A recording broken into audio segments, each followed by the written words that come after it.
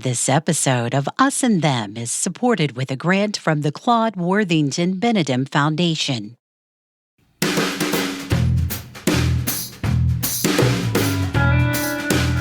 Hey, it's Trey K, and from PRX and West Virginia Public Broadcasting, you're listening to Us and Them, the show that tells the stories about the things that divide us.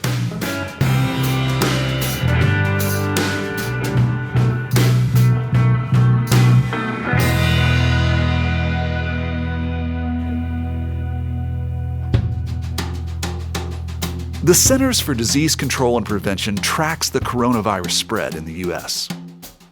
The CDC also looks at some of the health-related COVID consequences. A CDC report shows that lethal overdoses are up. There was a 24% increase between June of 2019 and June of 2020. That's the deadliest year ever for drug deaths in America. Early on, medical experts warned there could be a shadow pandemic. Social isolation exacerbates many mental health issues. And that's exactly what happened as states started to shut down to prevent the spread of the virus. 3 months into the pandemic, outreach workers and public health experts told us relapse and overdose rates were on the rise. Now, this most recent report from the CDC shows their worst fears came true.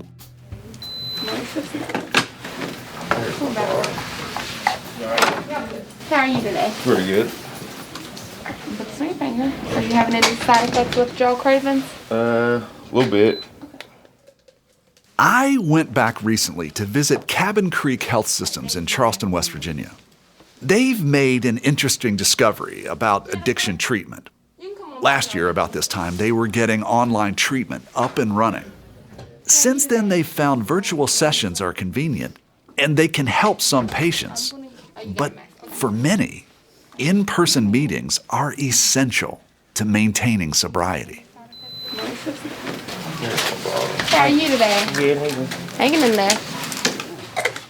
Before an appointment, there's a health screening for patients. A quick temperature check along with questions about recent drug use, prescribed and otherwise. Thank you. Any side effects with withdrawal cravings? No. Any drug, alcohol, marijuana use? Saturday meth. Last night weed. Gotcha. All right. Happy you'll get your urine, okay? You gotta pee. Yep. Thank you. You're welcome. Thank you. I'm surprised patients are so honest. Having any side effects with withdrawal cravings? Joshua Carter says their system promotes honesty and mutual trust between patients and caregivers. Carter is a clinical psychologist at Cabin Creek.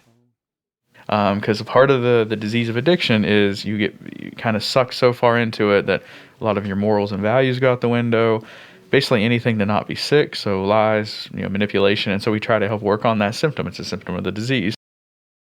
Carter adds that patients have random drug tests to confirm whether they're telling the truth. So basically, if we ask a patient, hey, was there a relapse, and they tell us, there's a lot less strict and severe changes made to their treatment versus if we find out through sending a drug screen off for a confirmation. So if they come in and say, yes, I relapsed, I used pot last week, we address it, we still make sure we, treat them and adjust their treatment as needed, versus we need them to take bigger steps if they came in and didn't tell us, and then we send off and we get results back saying they've been, smoking all the pot in Charleston. If patients lie or provide information that's inconsistent with their drug screening results, their care is escalated. Escalated treatment means we just see you more often. So if a patient is in phase 3, which is they see us once a month and say there was a dishonest relapse on something dangerous like alcohol doesn't mix well with Suboxone, and we find out with sending the drug screen off, then we escalate treatment to either we see you every 2 weeks or in that instance every week for a certain amount of time, usually about a month or two.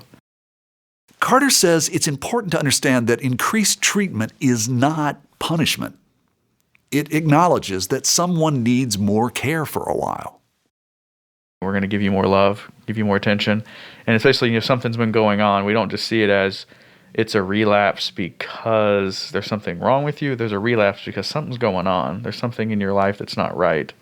And so we bring you in more, do more behavioral health, do more medical appointments, I find that interesting. I mean, I guess I would find it interesting anytime, but we're living through times that are not usual. Are you seeing more situations where you are needing to escalate or to, as you say, give more love? Are you seeing more of that?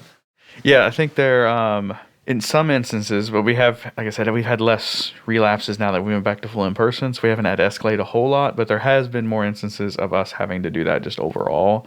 And for different circumstances. A lot of times it has to do with job loss or even just stress with owning your own business, or if you're going to lose your job. And then it gets to the point where the patients will jokingly say they get the F-its. And it's like, well, what's the point? Everything's crazy. Why am I even trying? And it easily turns into a relapse justification. I might as well just use something and feel okay for a minute. Last year, when we talked early on in the pandemic, Joshua Carter said online appointments and telehealth meetings were helpful for patients. But then that started to change. We were got to the point to where though we were getting frustrated and discouraged because we were having so many relapses, but kind of on patient ends. But then on our end, like it was kind of a safety net because we weren't worried about being exposed to COVID. But then on the other side of that, a large number of our patients, no matter which phase of treatment they were in, anywhere from a couple weeks to a couple years to 4 years, we were having some form of relapse at each phase of treatment. And we were definitely getting discouraged. And Carter says patients were growing frustrated. They would repeatedly ask, when do we get to come back in and see everybody, see our people? Carter and his team knew the sooner they could offer treatment in person, the more likely they could prevent their patients from becoming part of the nationwide increase in fatal overdoses. It actually wasn't much of a debate, like all the way from nursing staff to care managers to our psychologists to medical providers. It was, we need to get back to in person. The debate is how do we do it safely?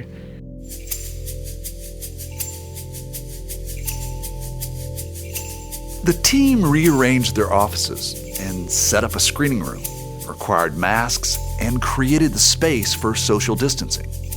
And sure enough, when patients showed up to socialize again in person, relapse rates started to fall. When we started the new plan, we've seen the relapses go down. So the patients having the social contact, being here with us, having more accountability with the drug screens and basically the whole process. We know the process works, we just weren't able to do it fully. So we've seen basically an improvement in patient outcomes since going back to in-person. Carter says while national trends show a 24% year-over-year increase in fatal overdoses, patients at Cabin Creek are defying the odds. We've had no overdose deaths since the start of the pandemic, and that has went up throughout the nation. But as long people within our program that are still engaged in the program, we've had no overdose deaths. Since when? Even before the pandemic, the last one we had was probably a year before the pandemic, 2019. But throughout the pandemic, we have not had a single overdose death with our patients. Joshua Carter says his treatment team knew getting patients back face-to-face would help with the conditions that lead to relapse. The patients always talk about 3 big triggers they learn in the 12-step meetings of people, places, and things.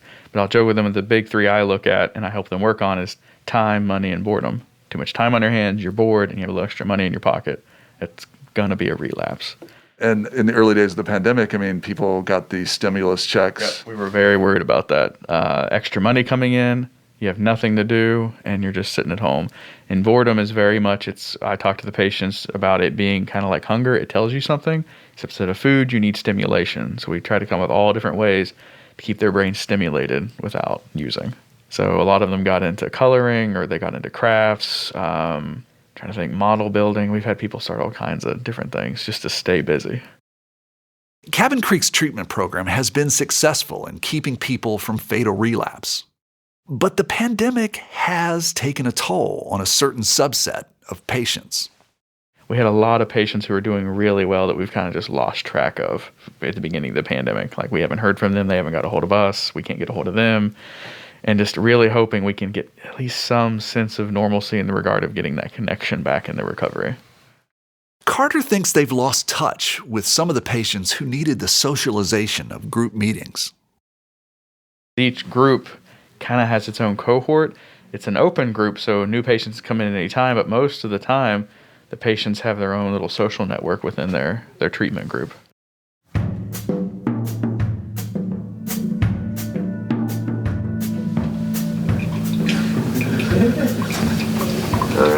What's up with you? How are you doing? Doing okay. I think this is like week 9 of 12, right? I'm not sure. I ain't counting. Haven't really counted. All right. So we're just doing check-ins. You've checked in every time. I don't have any concerns. How many days you guys sober? 7-10. 7.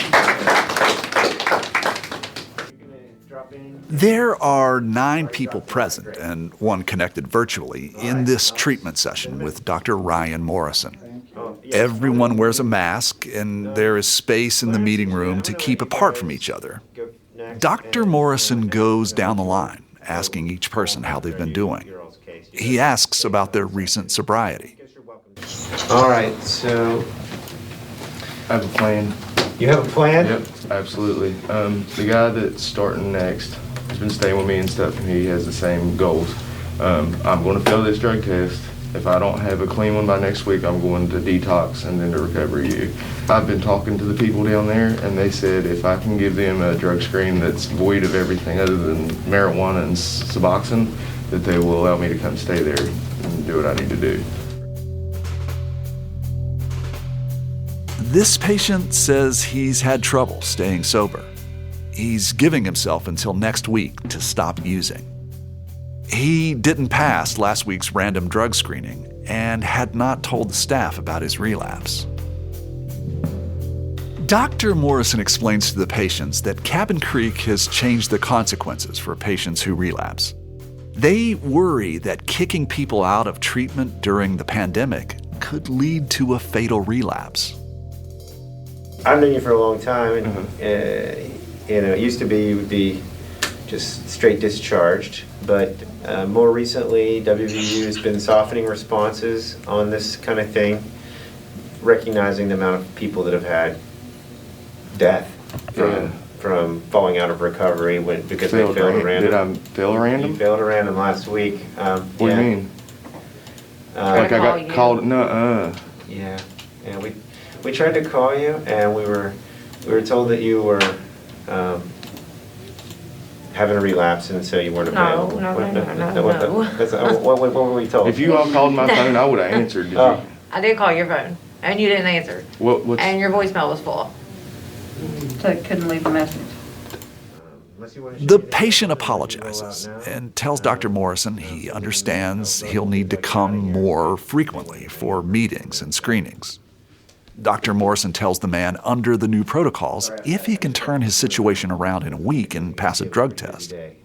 Then Dr. Morrison can de-escalate his care. 7 days if I'm not, Tuesday, if I'm not clean, I'll go to detox that day. 100%. I have to. So for this week then, Yep. I'd like to give you medication through Friday and see you on Friday at 9:30 at the escalated care, which is our AP mat now. Did we have that last time you were in the program? I don't think so. Okay, it's called intensive outpatient therapy. And it's a 3 times a week deal usually. Okay. But if you could give me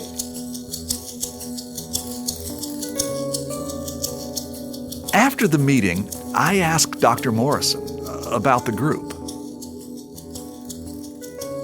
The people who are here today, the ones who I saw kind of intake, just can you describe them and why are they here? Oh, they're just a bunch of good people that have gotten caught up in this really difficult times, and they've developed substance use disorders. They're here to hope for a better life, just like anyone else. Dr. Morrison says it's important to reduce stigma, especially during the pandemic when relapses and overdoses are on the rise. You mentioned the whole thing with stigma. Is it something that the people who come to seek treatment here have to reckon with? Yeah, it can be very painful and stressful to deal with, but I also have to recognize that I haven't completely eliminated it in myself, and when I meet someone who's stigmatizing someone with a substance use disorder, I try not to be too harsh. I just try to gently bring them towards letting go of that frustration that we've all experienced when dealing with a person who has this disease. So in West Virginia, I think it is worse than most other places. Why is that?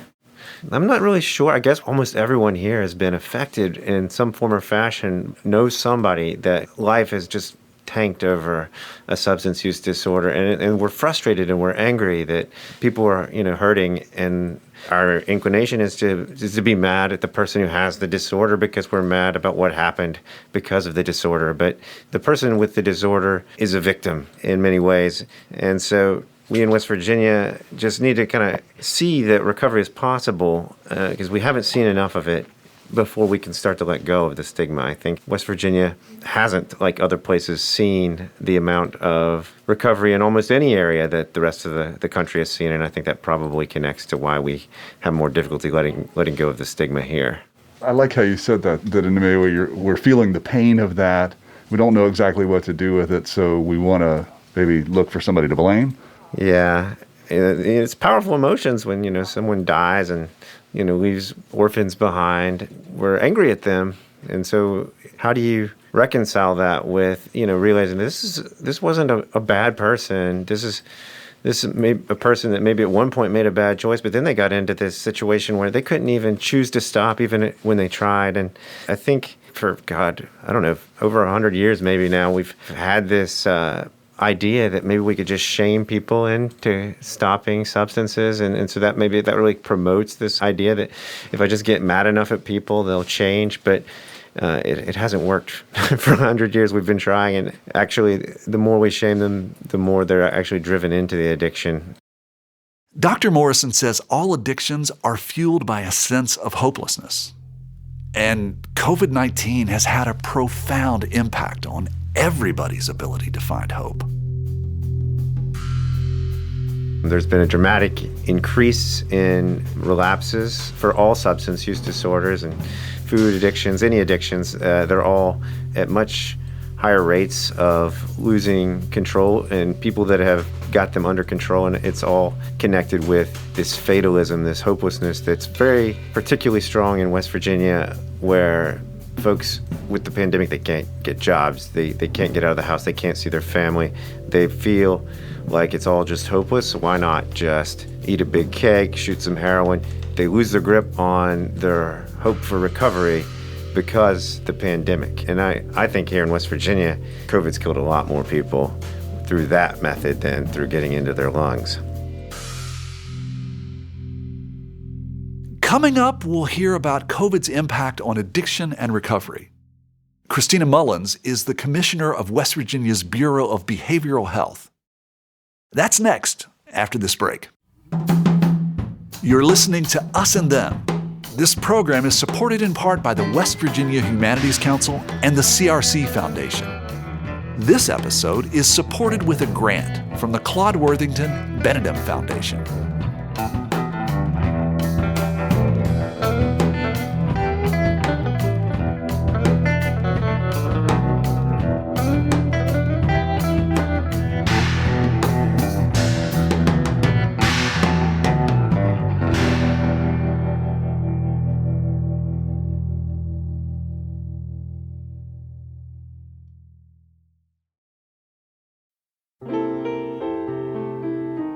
In difficult times, music gives us peace, brings us together, and helps heal us. It calms our nerves and brightens our days. That's why we're bringing you classic episodes of Mountain Stage on air and in our podcast. This is Larry Gross, host of Mountain Stage. Find something that's familiar or brand new and feel the power of live music on our website, mountainstage.org.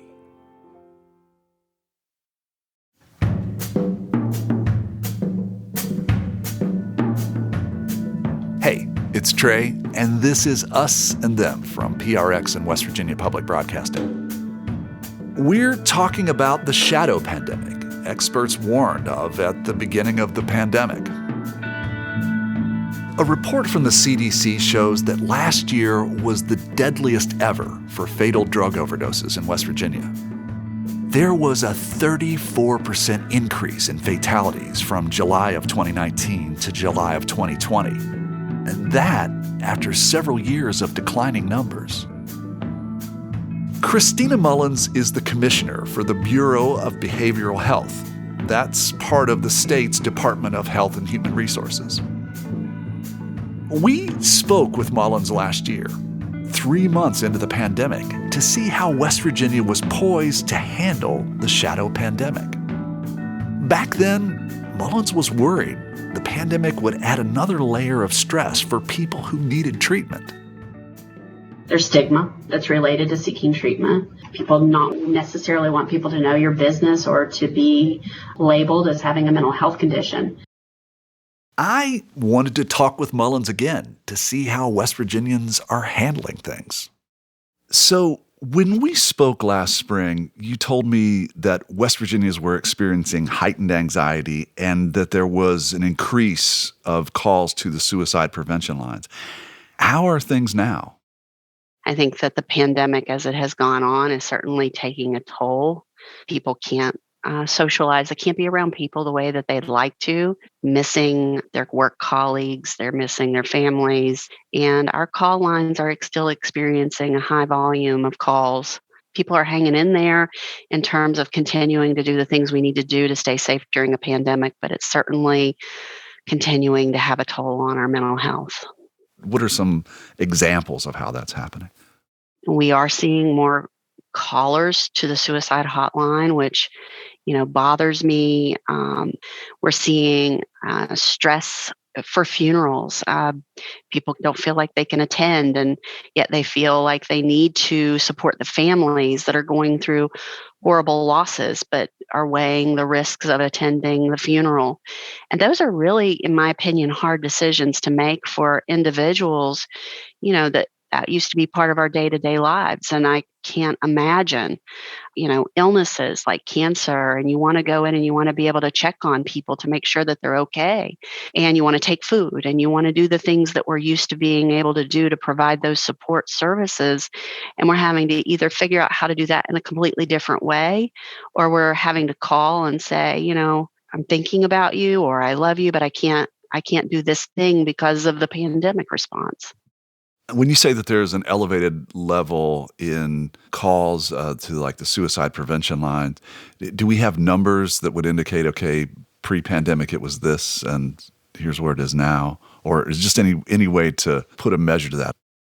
We do know that for West Virginia, our call volume is up more than 50% when you compare the fourth quarter of 2019 versus the fourth quarter of 2020. So that West Virginians in particular are picking up the phone and reaching out because they are experiencing heightened anxiety. We know that for sure, that they're experiencing distress from the pandemic and just the ongoing. We're in this for the long haul. We're coming up on a year of our first stay-at-home order, our only stay-at-home order, and then we moved to a safer-at-home order. So people are still, feeling isolated.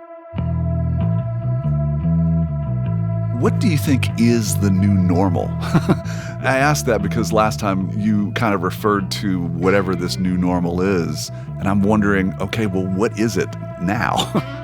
In terms of what I talked about for social interaction, learning to do drop-offs and still be learning how to do Christmas remotely through Zoom, or to be able to do a contactless delivery on gifts, or using delivery services in lieu of those things. I think families are picking up and trying to learn to do it differently. I think that some families are still disadvantaged either by lack of broadband access or others, and they have been probably at a disproportionate level of risk to the pandemic because it's not in our nature to live in perpetual isolation. We can't do that. How long do you think we can sustain that? We can't sustain it forever. And what we are expecting once the pandemic restrictions start lifting, as vaccine becomes more available, is that our mental health centers are then going to start experiencing a lot more demand for ongoing services. One of the things we talked about was how, in many ways, the culture in West Virginia was not really something that was embracing of mental health. And I think that what you were saying then was that in many ways, this unprecedented experience of a global pandemic was raising people's anxiety, and it was getting people to rethink that. I think that it's less stigmatizing now to talk about being anxious or depressed or the pandemic is getting me down. It's made it more okay to say those things. I hope that it also makes it more okay to say, I need help to get through these things. But Mullins says while the pandemic has made it easier to talk about mental health challenges, it's also created a lot of anxiety and depression for healthcare workers. Mullins says she's seen many retire or change jobs altogether, and that change creates a new crisis for West Virginia. One of the things that you pointed out last time was, okay, so we have people in West Virginia who are asking and reaching out for mental health care in ways that they had not before, and one of the problems in this state was a workforce shortage. Has that gotten any better? No, it may have even be getting worse in some ways, because I think that, we have an older population in West Virginia, and some people are eligible to retire.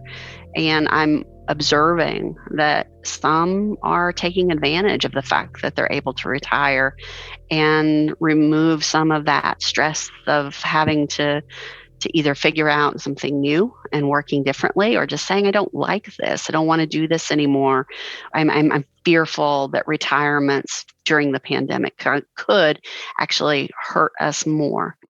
So the people that you're talking about retiring are the people who actually were the mental health workers, the ones who were there on the front lines of mental health help to be there for people who were in need. Yes. And so if you are working because you had, you loved your job and the joy of the job, and let's say that the pandemic altered or shifted it, or you had health conditions that made you high risk, you might make different decisions. We need more money, but we also need flexibilities in spending that money to be able to develop new people inside of the workforce. To bring more people into the workforce is going to be critically important as we're moving forward. But you don't make seasoned healthcare professionals out of whole cloth. You just don't open the closet and just put a few more, into the system. I mean, these professionals need to be cultivated and trained, no? It's been a problem for quite a while. It's a long-term problem that we're going to be facing into the future. I don't think that the consequences of the pandemic are going to be cured with 3 months of therapy and some medication. I just don't think that, it's going to be a short-term response either. So we have to be looking at the short term and how do we have a workforce in the short term that's available, but we also have to be building out that long-term workforce or things will not improve. Mullins says the pandemic has exacerbated the shortage of healthcare workers. She worries this problem isn't something that money can solve. You can give states more money, and more money does help. But if you don't have enough workforce to implement the programs, more money only takes you to a certain point. For Mullins, the key for the future will be education programs to help create that workforce. We know that with our state's economy and our income levels, and we have lower median income levels, that going to college for some people can still be a challenge. So what if we could offer scholarships? What if we could offer more loan repayment programs and prioritize mental health the same way that we do for physical health, the way that we do for physicians, the way that we do for nurses? That is going to help attract students into those workplaces, because I believe that there is a body of people out there who want to help others. But when you're balancing out, you're looking at, what kind of income that you want to make in the long term. If you go into it with a significant student loan debt, then you're starting out behind.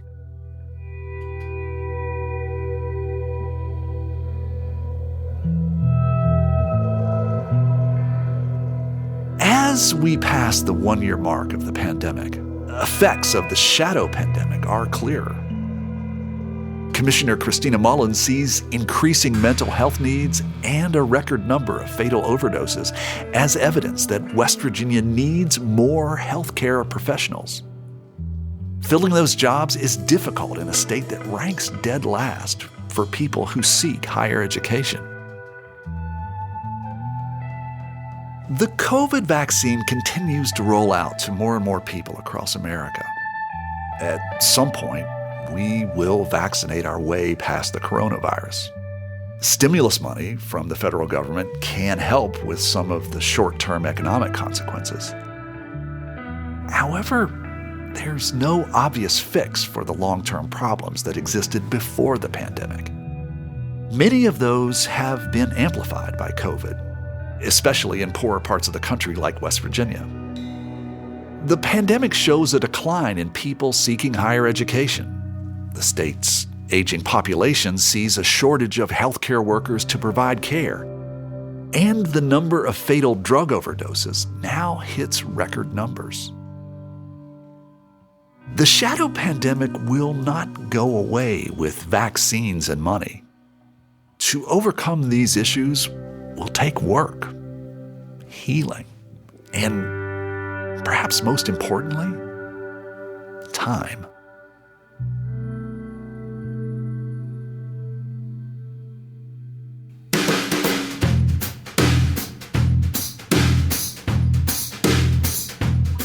You've been listening to Us and Them. Our team for this episode is me, Trey Kay, Kyle Vass, Brad Stratton, and Kate Smith. Michael Lipton and Tristam Lozow wrote and performed the Us and Them show music. Mark Lerner designed our logo. Lelena Price provides us with images for the web. The marvelous people at PRX and West Virginia Public Broadcasting make Us and Them possible. So do grants from the Corporation for Public Broadcasting, the West Virginia Humanities Council, and the CRC Foundation. This episode is supported with a grant from the Claude Worthington Benedum Foundation. Us and Them was originally developed with assistance from the mentorship program at AIR, the Association of Independents in Radio. We'll see you next time on Us and Them.